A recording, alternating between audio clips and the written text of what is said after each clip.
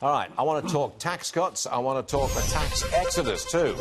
If state and local tax deductions go away, people from high-tax states may move because they're going to be paying more in tax.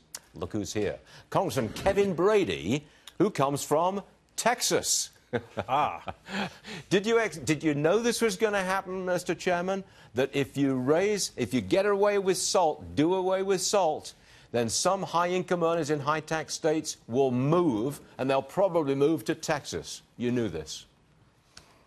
Well, not necessarily, and here's why, Stuart. Look, one, we want to make sure people keep more of where they earn, regardless of where they live, including in these high-tax states. Secondly, we know how brutally punished these taxpayers are, whether you're family or businesses in these states. But think about this. A lot of this tax reform is about growth. These high-tax states, New York, California, they're also big economic engines of America's economy. And so when you get that economic engine unleashed, whether you're that Main Street business or that company competing and winning around the world, that's good for New Yorkers. It's good for Californians, regardless of what their income level is. So, look, I think people forget the reason some of these states are, quote, donor states. It's not what the families are paying. It's what the businesses in those economies are paying. I think they benefit in a big way from tax reform. Okay, let me move on to Lisa Murkowski, Senator Lisa Murkowski, Alaska Republican. She's writing in the Fairbanks Daily News that she's okay with doing away with the Obamacare mandate. I'm reading that as a plus, eventually, for tax reform coming out of the Senate and getting it done before the end of the year. Am I right to read Senator Murkowski's switch, as a plus?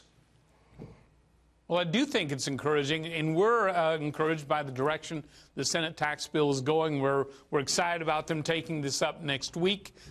When they complete it at the end of the week, we'll go then pivot immediately to a conference committee to work out and find that common ground between the two of them. So I think at the end of the by the new year, Americans will have a new tax code. And that's an exciting thing. So if we do have a new tax code early next year, by January the 1st, for example, and you've got lower tax rates pretty much across the board, does that mean that almost all of our viewers watching right now will get a bigger paycheck in their first paycheck in January?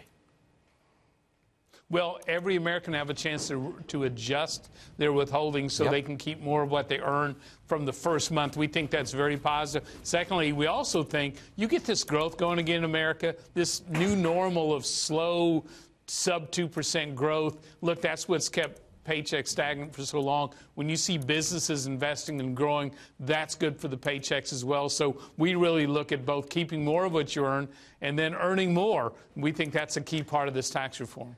Sir, last time you were with us, you said that if we get this tax cut deal done, it might add 1/2 percentage point to our growth rate next year. That would maybe take us up to 3.5%. Some people are a little disappointed. They wanted 4 or 5%. Well, what I said is I was quoting a number of economists who've had different predictions for this tax reform. My point has been if it only increases the economy by that amount, it recovers more than $1 trillion of the tax cut that occur. And so you're already moving back to the balanced budget in a major way. Larry Lindsay and other economists really see a much bigger economic bump than that. And it sustains itself for 3 to 5 years before settling in at a much higher level than what we have today. So under any scenario, much better than this slow growth economy we're in today. Are you increasingly confident that we'll get a deal by the end of the year? I am, and it all depends upon the Senate next week. Look, tax reform is not easy. There is a thin margin in the Senate. I think they've tackled this the right way, but at the end of the day, I don't want to be that senator who defends the status quo, blocks this from occurring, and essentially keeps this economy and families shackled to this mess of a tax code. So I'm encouraged by the direction of going. We're eager to get to work with the Senate to find that common ground, get this to the President's desk. Congressman Kevin Brady, thank you very much for joining us, sir, and we do hope you have a great Thanksgiving. Thanks, Stuart. You too. Thank you, sir. Appreciate it.